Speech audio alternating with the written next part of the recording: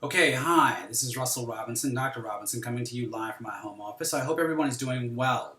As you can tell, this is a bit of an urgent matter because I'm coming to you on a Thursday in the early part of the evening, and I've already had an opportunity to take a look at quite a few of your outlines and PowerPoint presentations. First, thank you for all of you who submitted the work in a timely way. I appreciate that. That means a lot to me. Now, on to the other news.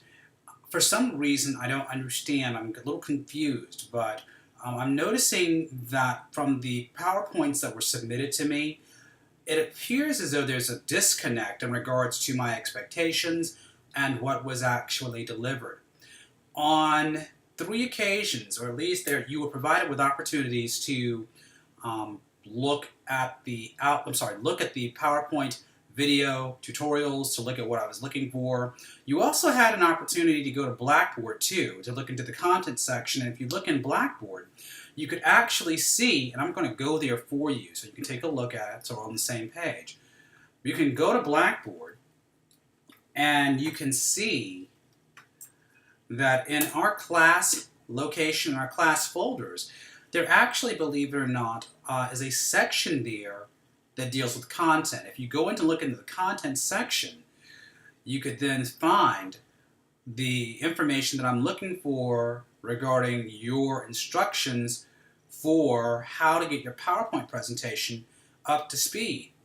But from what it looks like, very few of you did that or even contacted me to get information about that. And that could work against you. Without any reservation hesitation, that could work against you, and I don't want that to happen. So if you go back into our class folder, take a look, go into content, you will actually be able to take a look here and see as the folders populate. You can actually see coming down further,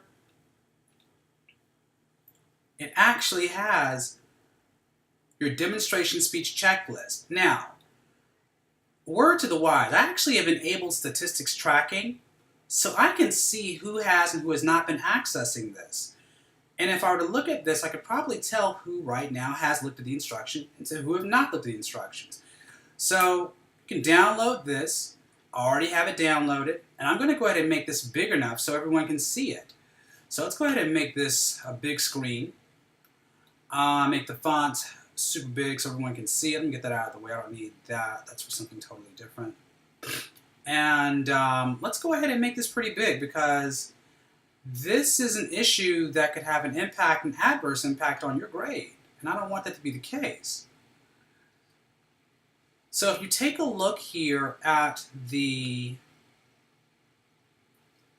section that says Demonstration Speech PowerPoint, you will notice there are various things that I'm expecting, I'm looking at in your checklist.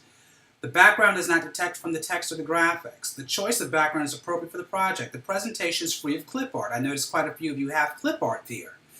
The student is physically demonstrating the fitness activity. In one case, I don't know who is or who is not the student.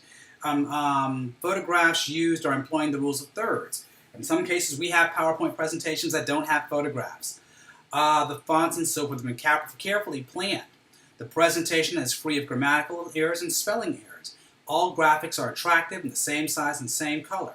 If the PowerPoint contains video, the video plays seamlessly.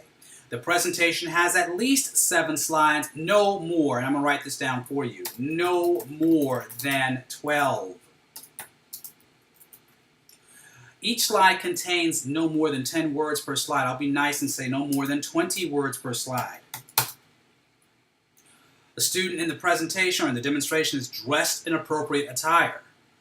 The student is presenting a fitness activity in the appropriate location. I have a student right now who has a presentation that they're doing outside of the apartment complex in, I guess a vestibule or some area.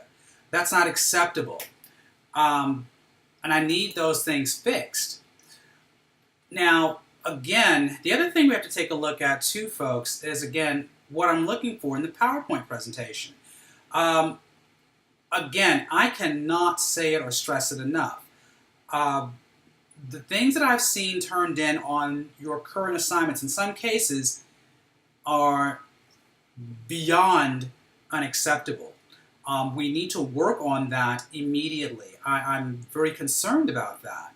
And I want to make sure that I get my message across to you as politely as I can, but also with all due earnest. If you want to get a quality grade in my class, it is important that you present me with quality work. Otherwise, I'm going to give the grade the evaluation mark that it earns. And so, seeing PowerPoint presentations that don't adhere to my guidelines, to the rubric here that we have, to the instructions, that says something. If you're not coming to the Hangouts, that says something. If you're not following in the readings, that says something. So it's important that you really be engaged in this class if you're going to be successful in this course. Now, being engaged means to contact me for office hours if you need to. Being engaged means to go on your own and look at the material in Blackboard. Being engaged means to actually follow up, look in the textbook that we have here at the chapter that I actually recommended, which was Chapter 10. And in Chapter 10, it has a section on presentation software. Okay, so that concerns me. You have to take some level of initiative here. I know it's an online distance education class, but that said, I'm going to treat it very much as though that it is a regular class, and I expect you to do the same. I trust that this will inspire better performance. Those of you who have been given the directives, you do have 48 hours to revise and resubmit your work, and I'm more than happy to go over that with you. Again, please go look at the entire PowerPoint tutorial so you'll know what I'm looking for. And please follow these instructions. These instructions are there for your benefit. I can tell you that if you don't follow the instructions, your success will be limited. So having said that, please heed my advice. If you have any questions or comments, feel free to contact me via email. I know people are going to be a little, I wouldn't say shocked, but they will be surprised by their grades, and I'm hoping that it's a good surprise so that you will have an opportunity to rectify these mistakes that I've seen.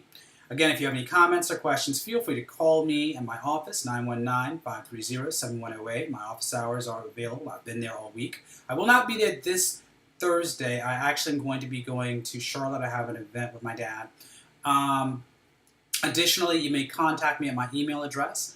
I'm sure all of you have that. Additionally, if you even want to talk with me via a Google Hangout, you can make an appointment, and I'll be more than happy to entertain any concerns there in a Google Hangout as well.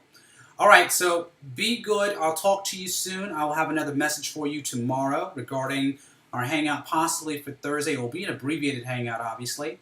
And we will start moving forward on our last and final speech, which is the informative speech, and I will give you the formal topic there.